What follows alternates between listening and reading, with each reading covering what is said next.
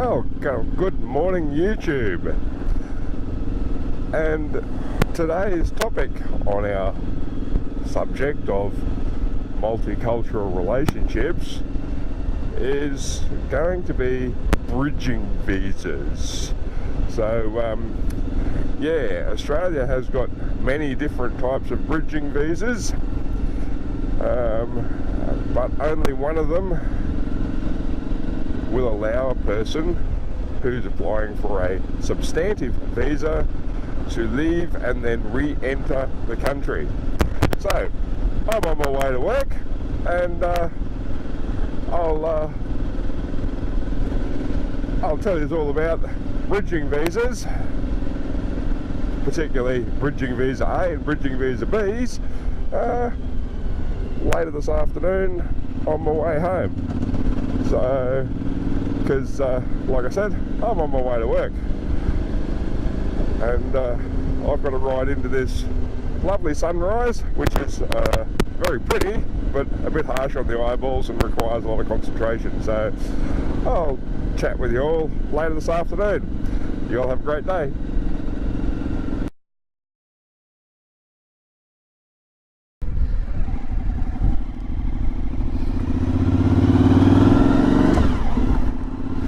Okay, where were we? Oh yes, that's right. Bridging visas. Fascinating subject. Alright, enough of the sarcasm. Bridging visas. When you apply for a visa, be it a spouse visa or a work visa, or one of the multitude of visas available, whilst the immigration department is deciding to grant that visa, they give you an interim visa known as a bridging visa. Now, there's about, depending on what visa you are applying for, in our case we're applying for a spouse visa, will depend on which bridging visa they grant you. In our case, we've been granted a bridging visa class A. Now, there's a challenge. There always is. There's a bit of a challenge with all these bridging visas, in that the vast majority, and I think there's like 7 different types of bridging visa that they grant, of that, most of them do not allow travel out of and then to return to Australia. So if you leave the country while they're trying to decide if your visa, spouse visa, will be granted, you can't get back in on the Class A bridging visa. So you have to apply for another different type of bridging visa. Now there's only one that allows you to leave the country and return again, and that's what's known as a bridging visa B. B for Bravo. So you have to apply for this. It's $135, non-refundable of course, and they'll tell you whether or not you're allowed to come back into the country. It's yes, I know, I try to keep a sense of humour about it, as we all do.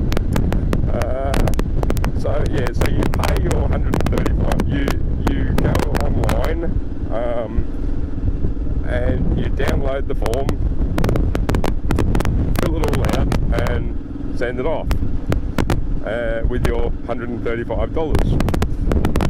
And then it takes them several weeks to decide whether or not to grant you a bridging visa class B so that you can leave and re-enter the country. Now that all sounds relatively straightforward until you realise that they've got a set time frame of when you can and can't apply for the bridging visa B.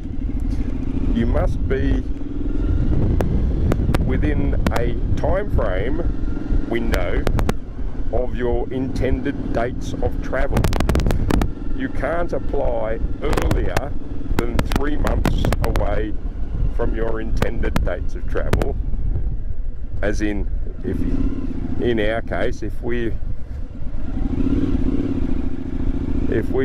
for instance you want to travel in June, then the earliest you can apply is April. And they say the latest you can apply is 3 weeks. So, yes. Anywho, they then tell us that the normal time is that they will advise you if your application has been successful within a couple of days before your estimated date of travel. For instance, if, for example, you want to travel on, I don't know, pick a date, the 5th of June, right, then you will be notified on or about the 2nd of June whether or not your application has been successful, right? Because you have to tell them which dates are your estimated dates of travel, when you would like to travel, and they will, when you submit your application, and they will get back to you whether or not you've been successful a couple of days before your estimated date of travel. They expressly say, do not purchase airline tickets before they inform you if you have been successful in your application for a bridging class B visa, because if the application is not successful, you then have the heartache of trying to go back to the airline and say, please give me my money back because I can't leave the country. So yeah, it's definitely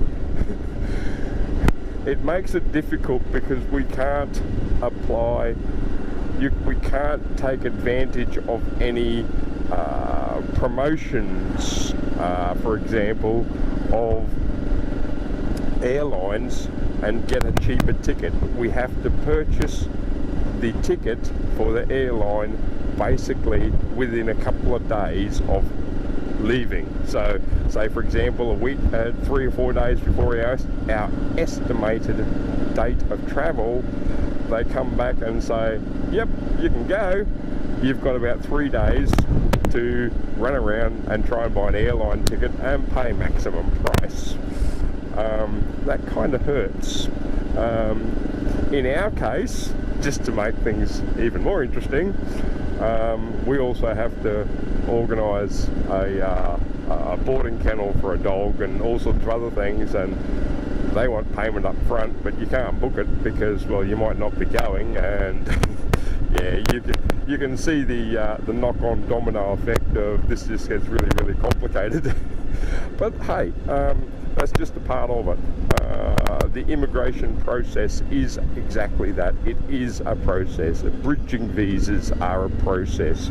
You just have to approach it with the tick all the boxes attitude and just be patient, and it will happen eventually. This is what we keep telling ourselves. we have to keep telling ourselves. So, anywho, I've had an interest on a lighter note, slight change of subject. You will notice down the bottom of all of our, or the vast majority of our videos here on YouTube, down the bottom you will see the affiliate links. We do have affiliations with a Filipina dating agency, Christian Filipina. They're very good. We do have an affiliation with Wotif Travel. We use them. We use Wotif for all of our travel, especially bookings. And if you have a look down at our affiliate link, if you're intending on travelling, check them out. They do offer some fantastic options. I know for a fact that we went into a travel agency and they could not match the prices on Wotif that we got through our affiliate link. So there you go. Yeah, we've got a few other little affiliate links down there. Check them out. Do yourself a favour.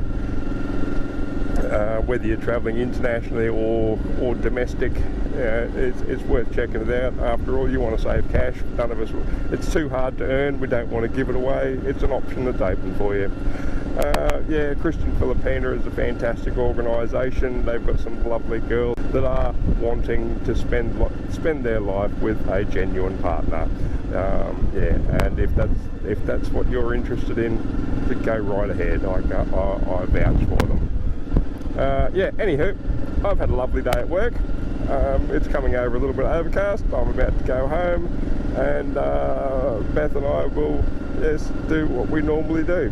You all have a great day, and please remember to feel most welcome to make some comments, and we will get back to them as soon as possible. Thanks very much for watching. Talk to you another time. Bye for now.